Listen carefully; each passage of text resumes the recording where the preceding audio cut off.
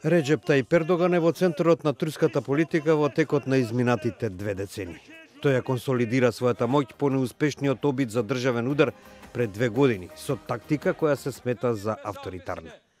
Анкетите покажуваат дека на крајот ќе биде реизбран на функцијата, која сега е со поголеми овластувања, и тоа уште на првиот круг на 24 јуни. Но истражувањата исто така покажуваат дека неговата партија на правдата и развојот може да биде во опасност од губење на контролата врз турскиот парламент. Batı 24 Haziran'a bakıyor. Neyi bekliyor Batı? Acaba Erdoğan nasıl çökecek? Batı'ya da gerekli dersi vermeye hazır mıyız? По неуспешниот обид за воен удар во јули 2016 година, Ердоган воведе вонредна состојба. Следеа десетици илјади апсења, стотици илјади државни службеници ги загубија своите работни места. Многумина беа обвинети за подршка на Фетула Ѓулен, муслимански свештеник и поранешен политички сојузник, кој е во екзил во Соединетите држави. Ердоган го обвинува Ѓулен за оркестрирање на обидот за државен удар. По обидот за државен удар Ѓулен предупреди дека Ердоган делува како диктатор. Toplumun genelinden gelebilecek tepkiler karşısında tavrını değiştirebilir.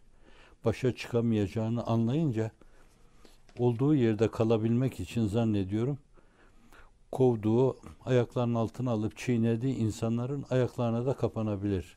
Bu türlü insanların karakterleri öyledir yani. Bütün diktatörler öyledir. Иако е за членство на Турција во Европската Унија, неговите неодамнешни потези ги намалија надежите за евентуално место во блокот. Onlar bana diktatör demiş, bilmem şunu demiş, bunu demiş filan, hiç umurumda değil. Bir kulağımdan girer, öbür kulağımdan çıkar. Поради тоа што Ердоган не можеше да биде премиер по 4-ти пат, тој се кандидираше за председател во 2014 година и победи на првите директни избори во земјата. Тој сега оди на гласање како јасен фаворит, но не е јасно дали може да добие 50% од гласовите потребни за да победи во првиот круг.